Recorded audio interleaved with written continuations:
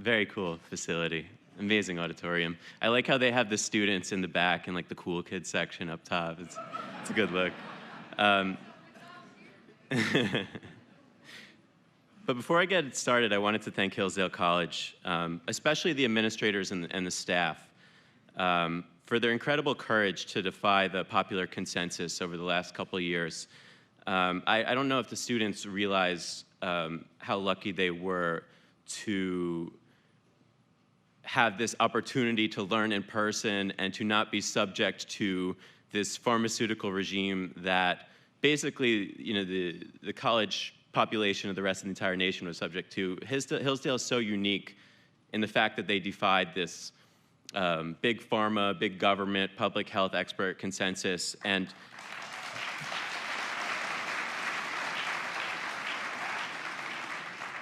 they didn't ask me to do a pitch, but your money is well spent here.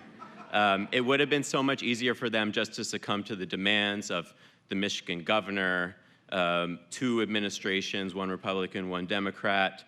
And it speaks volumes that you chartered an independent course, and it speaks to the mission of Hillsdale College and that it's working to create independent, interesting thinkers and successful people in the United States. And I was doing some research on Hillsdale. I spent a lot of time in Washington, D.C. the last 7, 8 years before I moved to Florida, and I knew about Hillsdale College, but I was shocked by how difficult it is now to get into Hillsdale. I mean, if you guys were a stock on the NASDAQ, you'd be like one of those blue chip with a lot of room to run. And I think Hillsdale is going to become like basically the Harvard, Yale, whatever you want to call it, of the Midwest on the trajectories. And so the students here, you're in amazing shape right now. So how did I find myself basically spending the last few years diving down this COVID hysteria rabbit hole?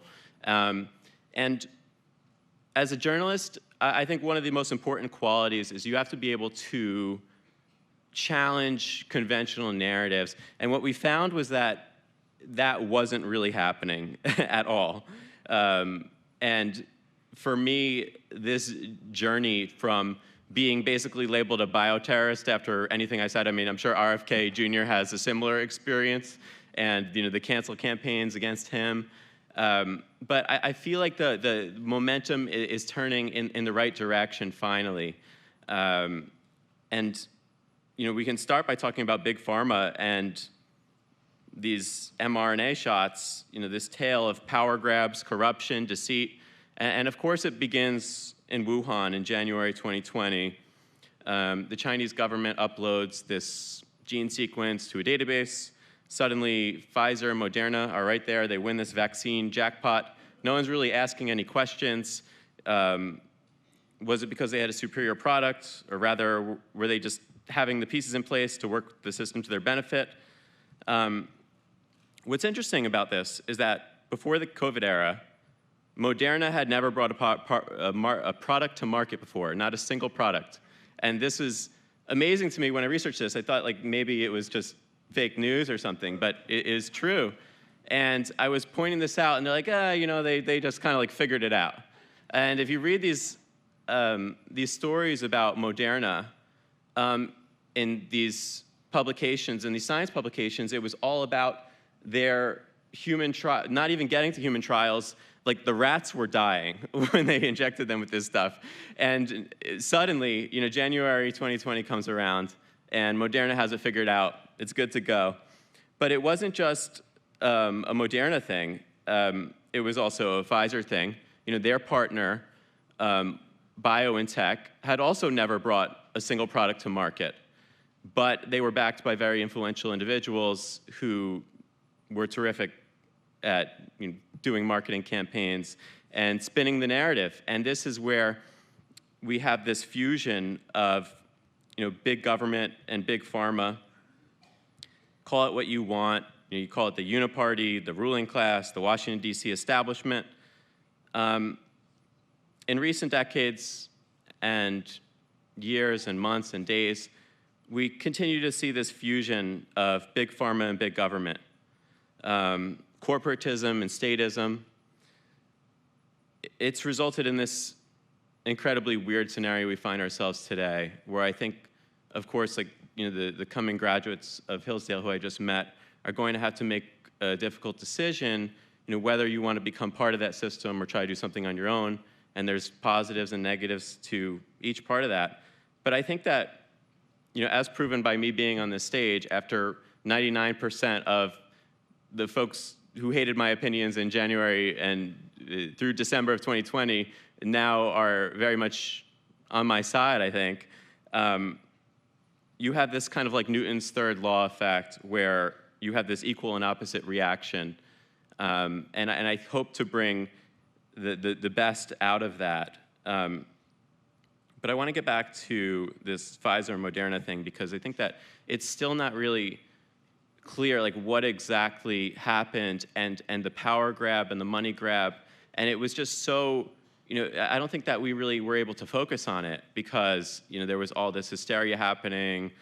People were getting sick, and there was just way too much on people's minds, but pharmaceutical companies were getting very rich.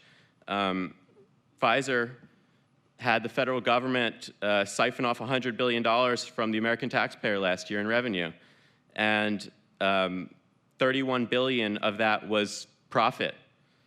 And what's even more shocking is that all of Pfizer's profit comes from these pharmaceutical products that are supposedly free and that they mandated upon the population. That if it wasn't for the COVID era, these companies would not be making any money. They would not be able to buy other companies, be able to invest in other R&D platforms that will help them succeed in the future.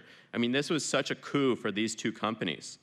And I want to just give you a perfect example of the hypocrisy. So there's a 2020 interview with Albert Bourla, the CEO of Pfizer, who happens to be a horse doctor, by the way. I don't know if many people know that. He's an equestrian veterinarian. So the Times interviewer asks him, what about pricing? And he goes, the vaccine should be free to all people. And he kind of like, he's a clever salesman because like, what does that mean? So the guy goes, are you giving it away like for free? And he goes, no. We're gonna give it to governments, but we're gonna charge the government. So he goes, a very nominal value, but our intent is to ask governments that they should, for these prices, they should provide it free of charge for all citizens. So they're just gonna rob the taxpayer blind, but deliver it free of charge. And then the interviewer says, so are you essentially selling it to governments at cost? And he goes, no, I think we'll make a profit, but a marginal profit. And now we just see Pfizer's filings last month that they made $100 billion in revenue last year, almost half of that being profit. And of course, the profit comes from you, the American taxpayer, and it's only made possible through the big pharma, big government nexus. I've reported on Pfizer's tax filings since the beginning of this era, and every single time, they're banking tens of billions of dollars per quarter, and people are just like, yeah, they saved the world, so it's fine. But I think as this this quote-unquote emergency winds down, you can expect Pfizer to pivot elsewhere. I think that they've already kind of started on that path. They're now introducing RSV vaccines for pregnant women. So they're getting into all kinds of things. Moderna wants you to take a shot now that you inject directly into your heart. So they're very ambitious. And I think like there's a real disconnect between what the corporate press is telling them and these government partners are telling them and how the people really feel about them. And I think you saw this at the World Economic Forum in Davos earlier this year, where you had a lot of good reporters like from Rebel News and elsewhere that were kind of like really laying into them, and the CEO of Pfizer was pretty shocked and like unable to answer these questions. So I think that the tide is definitely turning. And if we want to talk about Moderna, it's really the same thing. They didn't make as much money, but they have an incredible, since their founding in 2010, they've been interlinked with the federal government in ways that still kind of remain unexplained. their IPO, they were talking about curing cancer and other types of disease. They weren't talking about making vaccines for coronaviruses, but people really seem to have not held them accountable. And you have this weird thing in the pharmaceutical industry that I'm sure RFK Jr. talked about last night, where you have these repurposed drugs, like an Ebola drug all of a sudden becomes a coronavirus drug, and none of it really makes any scientific sense when you look into it, but then they just start marketing it that way, and it's all good. They just start selling it. By 2012, Moderna was a biotech unicorn, raised $1 billion on the promise of the mRNA platform. DARPA got involved, the Defense Advanced Research Projects Agency. They gave hundreds of millions of dollars. Fauci's National Institute for Allergy and Infectious Diseases also. They have confidential agreements, they got patents, they got royalty deals. The US government has joint ownership of the Moderna vaccine. And then there's something that we can talk about more broadly in a second, but we also have like this public-private network fusion, which I think is best exemplified by Bill Gates and the Gates Network. And the Gates Network's basically like its own quasi-government entity. And his people have been allowed to have massive pre-IPO equity investments in Moderna, BioNTech, which again, partnered with Pfizer to make the shots. And as we have seen in the coming months and years after that, this man and his institutions have used their influence to get their products and their services in front of the government. And I'm sure there are some other companies, and what I'll touch upon in a second is like, why did we only have such few options? Why was it only Moderna, Pfizer, Johnson & Johnson, and Novavax, which was way too late, and they're basically bankrupt. If you look at their shares, they're down 90% and considering pulling the plug in the whole company. So this gold rush effect was so important for these companies. Johnson & Johnson, if you recall, they were the third company to receive clearance for their shot. It wasn't mRNA. But what was interesting was that there was a giant corporate press campaign against Johnson & Johnson about specifically the safety and efficacy of their shots. Supposedly, like, they were the only one that was having the problems, not anyone else. And it successfully, like, this was like akin to a ruthless cartel battle, and Johnson & Johnson lost, and they kind of like retreated back into the other space because Johnson & Johnson, like Pfizer, they have other products. For Moderna, it's all or nothing. For Pfizer's bottom line, it's very much all or nothing. For Johnson & Johnson, they can go back to selling whatever they want to sell. So they retreated. There was a vicious media campaign labeled, they said that people were developing deep vein thrombosis, other blood clotting disorders, heart disorders, but it was only Johnson & Johnson. So my academic background's in international affairs and foreign policy. So why only 4 companies in the United States making these shots is very interesting to me, especially when you look at what was happening around the world. And I know better to believe that the nations of the world, especially fierce adversaries, Russia, China, US, somehow found like a kumbaya moment, and we all got together. The institutional narrative is that we found a cure to the coronavirus because there was this global effort to bring everyone together and succeed for the good of humanity. But if you look at what happened with these vaccine platforms, that's not at all what happened.